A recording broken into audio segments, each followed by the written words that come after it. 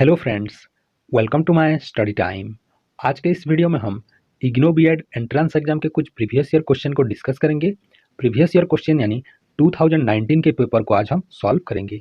तो अगर आप किसी भी टीचिंग एग्जाम के प्रिपरेशन कर रहे हैं, जैसे कि केवीएस हो गया, सीटेट हो गया, इग्नो बीएड हो गया या फिर सीयूईटी एग्जाम हो गया, तो किसी भी टीचिंग एग्जाम के लिए ये वीडियो हेल्पफुल होने वाला है। तो इस वीडियो को एंड तक जरूर देखिएगा। आज के इस वीडियो का हमारा जो टॉपिक है वो teaching learning and the school से जुड़ा हुआ है, जिसे आप टीचिंग एप्टीट्यूड के नाम से जानते हैं। तो आज के इस वीडियो को शुरू करते हैं। इससे पहले 3 और वीडियो आ चुका है, अगर आपने वो नहीं देखा है तो डिस्क्रिप्शन बॉक्स में उसका लिंक दिया गया है, वहां जाके आप देख सकते हैं। अगर आप फर्स्ट टाइम हमारे चैनल पर विजिट कर रहे हैं तो my study time YouTube channel को लाइक कर लीजिए, सब्सक्राइब कर लीजिए एंड वीडियो पसंद आए तो वीडियो को शेयर कर दीजिए। तो चलिए आज का वीडियो शुरू करते हैं। क्वेश्चन नंबर 56 में पूछा गया है, the right to free compulsory education for children between age group 6 to 14 years has been included in the Indian Constitution as dash। तो जो राइट टू फ्री एजुकेशन है, जिसे 6 to 14 ईयर स्टूडेंट को दिया जाता है फ्री एजुकेशन, तो Indian constitution में किस आर्टिकल में दिया गया है? तो इसका राइट आंसर हो जाएगा वो है आर्टिकल 21A। ठीक है, तो ऑप्शन नंबर डी हो जाएगा आपका राइट आंसर, आर्टिकल 21A। ठीक है, बहुत ही इंपॉर्टेंट क्वेश्चन है, बहुत से टीचिंग एग्जाम में ये बार बार पूछा जा चुका है। नेक्स्ट क्वेश्चन देखते हैं। क्वेश्चन नंबर 57 में पूछा गया है, the classroom activities must suit the specific abilities of the student in the class, the responsibility for this lies with the dash. तो यहाँ पर कहा गया है कि क्लासरूम के जो एक्टिविटीज है वो स्टूडेंट के एबिलिटी के साथ मैच करना, ये किसकी जिम्मेदारी है? ठीक है, तो यहाँ पर 4 ऑप्शन दिए गए हैं, तो इसका जो राइट आंसर हो जाएगा वो है क्लास टीचर के रेस्पॉन्सिबिलिटी। क्लास टीचर को यहाँ पर तय करना होता है कि जो स्टूडेंट के एबिलिटीज हैं और क्लासरूम एक्टिविटीज, ये दोनों को मैनेज करना, ये क्लास टीचर के एक्टिविटीज है। तो ऑप्शन हो जाएगा, ऑप्शन नंबर ए हो जाएगा इसका right answer, class teacher to translate curriculum as she or he is experts. तो यहाँ पर क्लासरूम के जितने भी एक्टिविटीज हैं वो स्टूडेंट के एबिलिटी के साथ मैच करना चाहिए, ये क्लास टीचर के रेस्पॉन्सिबिलिटीज है। ठीक है, नेक्स्ट क्वेश्चन देखते हैं। क्वेश्चन नंबर 58 में पूछा गया है, in the context of education socialisation means dash. तो एजुकेशन के कॉन्टेक्स्ट में सोशलाइजेशन का मतलब क्या है, सामाजिककरण का मतलब क्या है? ऑप्शन में दिया गया है, adapting and adjusting to social environment, always following the social norms, creating one's own social norm, या फिर रेस्पेक्टिंग एल्डर्स इन सोसाइटी। तो एजुकेशन के कॉन्टेक्स्ट में सोशलाइजेशन का मतलब होता है किसी भी परिस्थिति में रह जाना, किसी भी परिस्थिति में मैच कर जाना, उसके अकॉर्डिंग बस जाना, वो होता है सोशलाइजेशन। तो इसका राइट आंसर हो जाएगा option number A, adapting and adjusting the social environment, ये होता है सोशलाइजेशन। ठीक है, नेक्स्ट क्वेश्चन देखते हैं। क्वेश्चन नंबर 59 में पूछा गया है, if a learner is having problem with numbers and calculation, she or he may be having disability known as dash. तो अगर कोई स्टूडेंट या फिर कोई चाइल्ड यहाँ पर नंबर्स एंड कैलकुलेशन के साथ उसका डिजेबिलिटीज है, तो वो डिजेबिलिटीज उसे क्या कहा जाता है? उसे नंबर्स एंड कैलकुलेशन में अगर प्रॉब्लम फेस करना पड़ता है तो उस डिजेबिलिटीज को कहा जाता है डिसकैलकुलिया। ठीक है, तो ऑप्शन नंबर बी हो जाएगा यहाँ पर आपका राइट आंसर, डिसकैलकुलिया। डिसग्राफिया का मतलब है लिखने में जो स्टूडेंट अगर प्रॉब्लम फेस करता है तो उसे हम डिसग्राफिया कहते हैं। जो विजुअल स्पैटियल ऑर्गेनाइजेशन डिजेबिलिटीज है, वहाँ पर चीज़ों को समझना बच्चों के लिए मुश्किल हो जाता है, वो चीज़ों को ठीक से विजुअलाइज नहीं कर पाते हैं। जैसे कि कोई बॉल दूर से आ रहा है तो उसे ठीक तरह से पकड़ नहीं पाते हैं, कैच कर नहीं पाते हैं, कौन सी चीज़ कहाँ पर ठीक बैठेगा वो तय नहीं कर पाते हैं, उसे हम विजुअल स्पैटियल ऑर्गेनाइजेशन डिजेबिलिटी कहते हैं। ठीक है, डिसलेक्सिया का मतलब है बोलने में असमर्थ होना, उसे हम डिसलेक्सिया कहते हैं। ठीक है, नेक्स्ट क्वेश्चन देखते हैं। क्वेश्चन नंबर 60 में पूछा गया है, the variety of activities and experiences must be included in the curriculum to dash. तो जो बहुत सारे वेराइटीज के एक्टिविटीज एंड एक्सपीरियंस है वो करिकुलम में किस वजह से ऐड करना चाहिए? तो ऑप्शन में दिया गया है, provide Joy and freedom from boredom, enable each and every child some activities to excel, enable children to develop their all their capabilities equally, it helps to learn difficult subject better if there are supportive activities। तो इस question का जो right answer है वो हो जाएगा आपका option number B, enable each and every child some activities to excel in। ठीक है, तो हर एक बच्चे को यहाँ पर सम एक्टिविटीज के लिए एक्सेल करना, ये हमारा गोल होना चाहिए। तो इसी वजह से varieties of ability activities and experience curriculum में ऐड किया जाता है। ठीक है, तो ऑप्शन नंबर बी हो जाएगा यहाँ पर आपका राइट आंसर। ठीक है, नेक्स्ट क्वेश्चन देखते हैं। क्वेश्चन नंबर 61 में पूछा गया है, progressive education is associated with which of the following statement. जो प्रोग्रेसिव एजुकेशन है वो नीचे दिए गए से कौन से स्टेटमेंट से रिलेट करता है।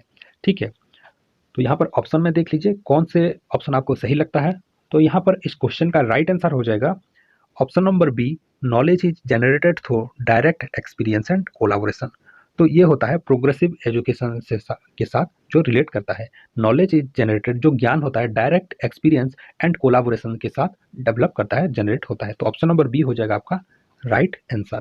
ठीक है, नेक्स्ट क्वेश्चन देख लीजिए। क्वेश्चन नंबर 62 में पूछा गया है, in the context of socialization, schools often have a hidden curriculum which consists of DEST। जो सोशलाइजेशन है उसके अकॉर्डिंग स्कूल का एक हिडन करिकुलम होता है जो किसके साथ रिलेट करता है या फिर जो क्या होता है। ठीक है, तो ऑप्शन में दिया गया है, negotiating and resisting socialization of student through their families, teaching and assessment of values and attitudes, forcible learning thinking, उसके बाद है the informal cues about social rule presented in school through interaction and materials. तो इस question का right answer हो जाएगा option number D, the informal cues about the social roles presented in schools through interaction and material. Option number D हो जाएगा आपका right answer, जिसका मतलब होता है सोशलाइजेशन का मतलब होता है किसी भी सामाजिक परिस्थिति में घुल मिल जाना। ठीक है, तो उसे स्कूल में कैसे सिखाया जाता है, इनफॉर्मल तरीके से उसे सिखाया जाता है। जैसे कि स्कूल का कोई रोल हो गया, उसे निभाया जाता है। रोल का मतलब स्कूल में हर एक स्टूडेंट का कुछ ना कुछ जिम्मेदारी होता है। ठीक है, तो उसी के जरिए हम सोशलाइजेशन यहाँ पर बच्चों को सिखा सकते हैं। ठीक है, नेक्स्ट क्वेश्चन देखते हैं। क्वेश्चन नंबर 63 में पूछा गया है, if the student are not taking interest in the lesson the teacher should dash.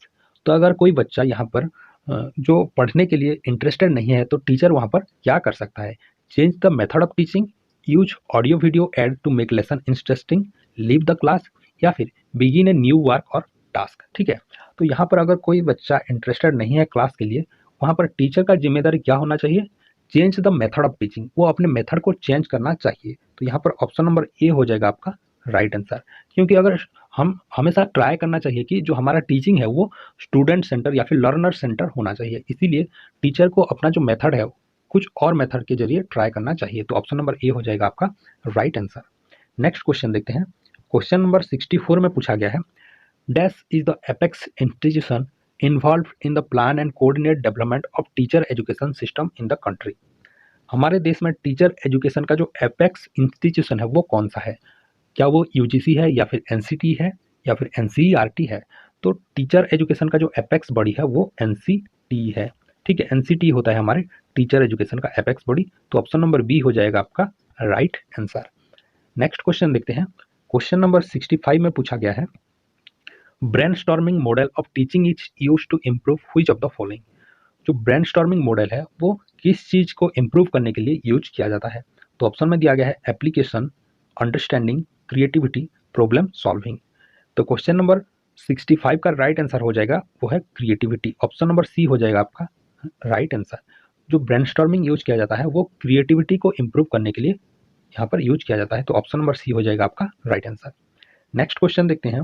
Question number 66 में पूछा गया है, mature students dash believes that emotion has no place in their studies, resolve easily all their conflict with their intellect, sometimes need emotional support in their studies, do not get upset by studies in difficult situation। जो mature student है उनका जो identity क्या होता है। ठीक है, तो क्वेश्चन नंबर 66 का राइट आंसर हो जाएगा, जो मैच्योर स्टूडेंट है वो sometimes need emotional support in their studies. ये हो जाएगा आपका right answer. Option number C हो जाएगा आपका राइट आंसर। नेक्स्ट क्वेश्चन देखते हैं।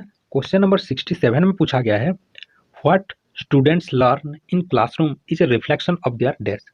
तो जो बच्चे जो क्लासरूम में जो सीखते हैं वो उनका किस चीज़ का रिफ्लेक्शन है। तो ऑप्शन में दिया गया है cognitive capacities, parental involvement, mental health and adjustment, interest and motivation. तो इस क्वेश्चन का राइट आंसर हो जाएगा interest and motivation. Option number D हो जाएगा इस क्वेश्चन का राइट आंसर। जो स्टूडेंट जो क्लासरूम में लर्न करते हैं वो उनका इंटरेस्ट एंड मोटिवेशन का रिफ्लेक्शन होता है। नेक्स्ट क्वेश्चन देखते हैं। क्वेश्चन नंबर 68 में पूछा गया है, which of the following is a sensitive period pertaining to language development. तो कौन सा पीरियड है जो लैंग्वेज लर्निंग डेवलपमेंट के लिए एक सेंसिटिव पीरियड है। तो ऑप्शन में दिया गया है middle childhood period, adulthood period, early childhood period या फिर पेरेंटल पीरियड। तो यहाँ पर आप देख सकते हैं इसे एलिमिनेशन मेथड से भी आप सॉल्व कर सकते हैं।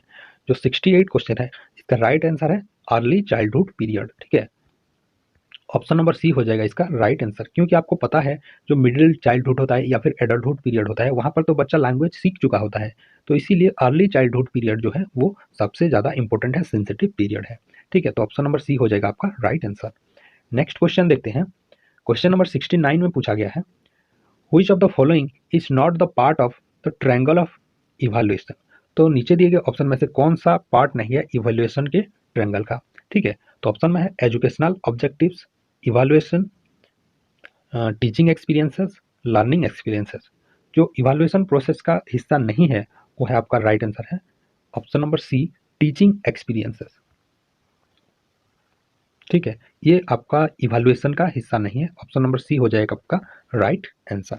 क्योंकि जब हम इवैल्यूएशन करते हैं वहाँ पर एजुकेशनल ऑब्जेक्टिव्स होते हैं, ठीक है, इवैल्यूएशन होता है और लर्निंग एक्सपीरियंसेस होता है। ठीक है, जो बच्चे जो सीखते हैं उसका एक्सपीरियंसेस वहाँ पर यूज किया जाता है, उसके अकॉर्डिंग जो लर्निंग ऑब्जेक्टिव है उसके अकॉर्डिंग हम इवैल्यूएशन करते हैं, वहाँ पर टीचिंग एक्सपीरियंस का कोई महत्व नहीं होता है।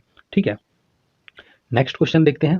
क्वेश्चन नंबर 70 में पूछा गया है, school is an institution of socialisation of children where. तो स्कूल एक सोशलाइजेशन सामाजिककरण का एक इंस्टीट्यूशन है जहाँ पर बच्चे क्या करते हैं, school routines occupies the central position, school activities occupies the central position, school teacher occupy the central position या फिर school children occupy the central position. तो यहाँ पर अगर स्कूल एक सोशलाइजेशन का माध्यम है, सोशलाइजेशन का इंस्टीट्यूशन है, तो वहाँ पर बच्चे हमेशा सेंट्रल पोजीशन में होना चाहिए। तो ऑप्शन नंबर डी हो जाएगा आपका राइट आंसर, जो कि है school children occupy the central position. ठीक है, ये हो जाता है हमारा राइट आंसर। नेक्स्ट क्वेश्चन देखते हैं।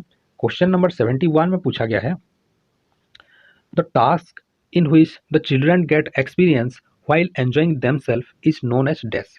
Consumer type task, producer type task, problem type task, drill and practice type task. तो कौन सा टास्क है जहाँ पर चिल्ड्रन एक्सपीरियंस कर सकते हैं उसके साथ साथ वो खुद को एंजॉय भी कर सकते हैं। तो इसका राइट आंसर हो जाएगा आपका drill and practice type task. तो ऑप्शन नंबर डी हो जाएगा यहाँ पर आपका राइट आंसर। ठीक है, नेक्स्ट क्वेश्चन देखते हैं। क्वेश्चन नंबर 72 में पूछा गया है, who is not associated with the idea of micro teaching from the following. जो माइक्रो टीचिंग है उसके साथ कौन एसोसिएटेड नहीं है। तो ऑप्शन में है बूश, डेविड ह्यूम, DW एलन, एकिंसन। ठीक है, तो क्वेश्चन नंबर 72 का राइट आंसर हो जाएगा डेविड ह्यूम। तो ऑप्शन नंबर बी हो जाएगा आपका राइट आंसर, जो कि माइक्रो टीचिंग से एसोसिएटेड नहीं है। ठीक है, नेक्स्ट क्वेश्चन देखते हैं। क्वेश्चन नंबर 73 में पूछा गया है, for the students of third class which will be the best way for teaching. एक क्लास 3 के बच्चे के लिए कौन सा सबसे बेस्ट वे है टीचिंग के लिए।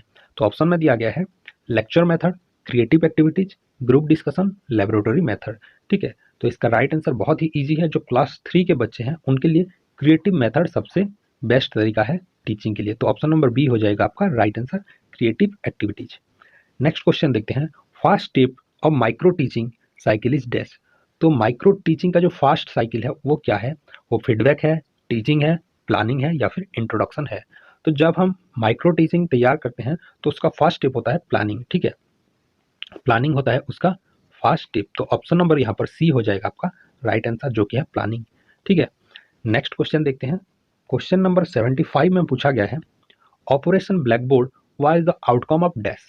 जो ऑपरेशन ब्लैक बोर्ड था वो किसका आउटकम था। ऑप्शन में है Kothari commission, national curriculum framework NCF 2005 या फिर नेशनल पॉलिसी ऑन एजुकेशन 1986 या फिर नेशनल करिकुलम फ्रेमवर्क 2000। तो इसका राइट आंसर हो जाएगा क्वेश्चन नंबर 75 का, वो है नेशनल पॉलिसी ऑन एजुकेशन 1986। इसके तहत में ऑपरेशन ब्लैक बोर्ड को लॉन्च किया गया था, NPE। ठीक है, 1986 ये हो जाएगा आपका राइट आंसर, ऑप्शन नंबर सी।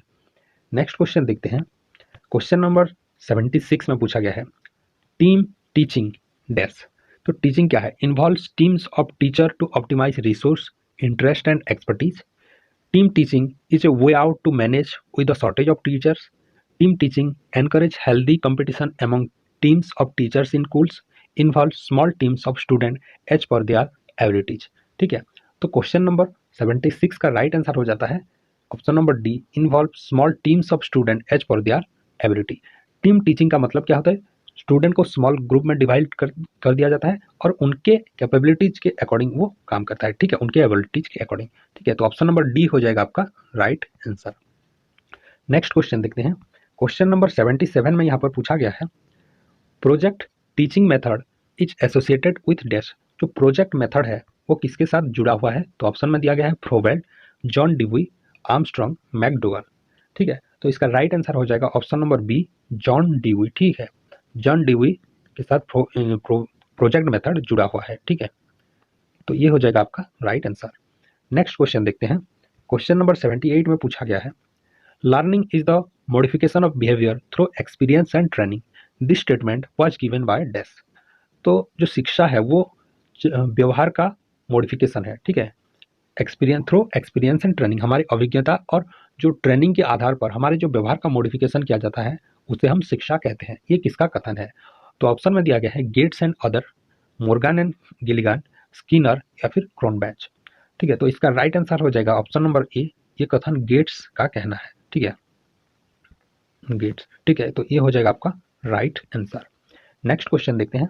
क्वेश्चन नंबर 79 में पूछा गया है, learning is influenced by dash. जो शिक्षा है वो किसके साथ इन्फ्लुएंस होता है? तो ऑप्शन में है social interaction, interpersonal relations, communication with others, all the above. तो लर्निंग जो है वो इन्फ्लुएंस होता है सोशल इंटरेक्शन से, इंटरपर्सनल रिलेशन से एंड कम्युनिकेशन से। तो इसका राइट आंसर हो जाएगा ऑल द अबव, ठीक है। तो ऑप्शन नंबर डी हो जाएगा आपका राइट आंसर। नेक्स्ट क्वेश्चन देखते हैं। क्वेश्चन नंबर 80 में पूछा गया है, which is not a type of evaluation. Evaluation मूल्यांकन का एक प्रकार नहीं है। तो ऑप्शन में दिया गया है नॉर्म्स, समेटिव, फॉर्मेटिव, सीसीई। तो इसका राइट आंसर हो जाएगा, बहुत ही आसान है, ऑप्शन नंबर ए हो जाएगा इसका राइट आंसर, जो कि एक इवैल्यूएशन नहीं है। समेटिव इवैल्यूएशन होता है, फॉर्मेटिव भी होता है एंड कंटिन्यूअस कॉम्प्रिहेंसिव इवैल्यूएशन भी होता है, ठीक है। तो ये था इसका राइट आंसर, नॉर्म्स इवैल्यूएशन नहीं है। तो ये थे कुछ क्वेश्चन टीचिंग एप्टीट्यूड से रिलेटेड। तो आई होप ये वीडियो आपको इन्फॉर्मेटिव लगा होगा। तो अगर आप इसी तरीके से और भी वीडियोस देखना चाहते हैं तो डिस्क्रिप्शन बॉक्स में पूरा प्लेलिस्ट दिया गया है, वहां जाके आप देख सकते हैं। तो हर एक वीडियो आपको टीचिंग एप्टीट्यूड के लिए हेल्प करेगा। तो वीडियो पसंद आए तो वीडियो को लाइक कर दीजिए, शेयर कर दीजिए and my study time YouTube channel को सब्सक्राइब कर लीजिए। Thank you.